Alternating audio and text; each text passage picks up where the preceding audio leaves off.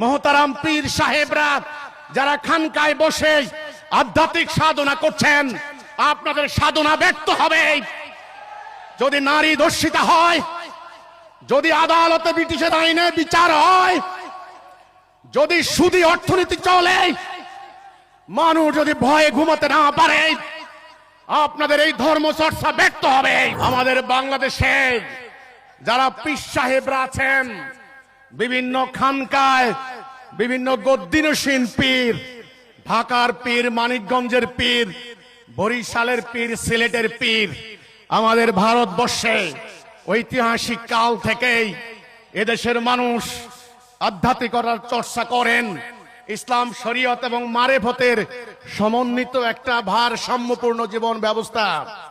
ইসলামে শুধু শরীয়ত নয় এবং শুধু মারেফত নয়, মারেফত এবং শরীয়ত এই দুইয়ের সমন্বিত রূপ ইসলাম। আমার দেহ যেমন সত্য, আমার আত্মাও তেমন সত্য।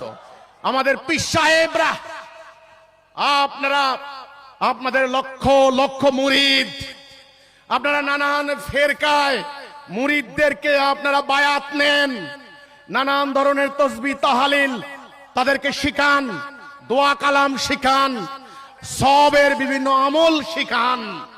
আমি আপনাদেরকে বলতে চাই, মোহতারাম পীর সাহেবরা, আজকে আমাদের জাতির ভাগ্য আকাশে দুর্যোগের ঘনঘটা।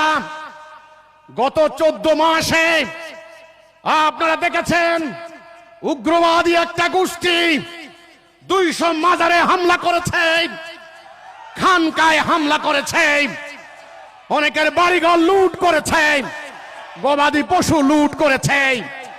আপনারা সম্পদ রক্ষা করতে পারেন নাই, আপনাদের কর্মীর জীবন রক্ষা করতে পারেন নাই। কবরের থেকে লাশ তুলে এনে আগুন দিয়ে জ্বালিয়ে দিচ্ছে। এমন পৈশাচিকতা জাহিলি যুগেও হয় নাই।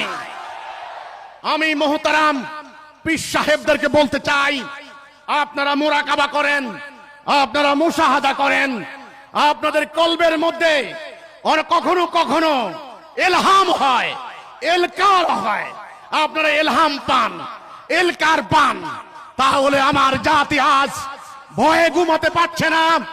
কিভাবে আপনারা খানকার দরজা বন্ধ করে আপনারা সেখানে বসে বসে তাসবিহ দানা টপকাতে পারেন? আমার ইমামুজ্জামানের পূর্বপুরুষ হযরত হায়দার আলী খান পন্নী সাহেব ছিলেন টাঙ্গাইলের ঐতিহ্যপূর্ণ একজন আধ্যাত্মিক সাধক। কাজে আমাদের ইমামুজ্জামান আমাদেরকে বলে গিয়েছেন, ইসলাম দেহ এবং আত্মার সমন্বিত রূপ, শরীয়ত এবং মারেফতের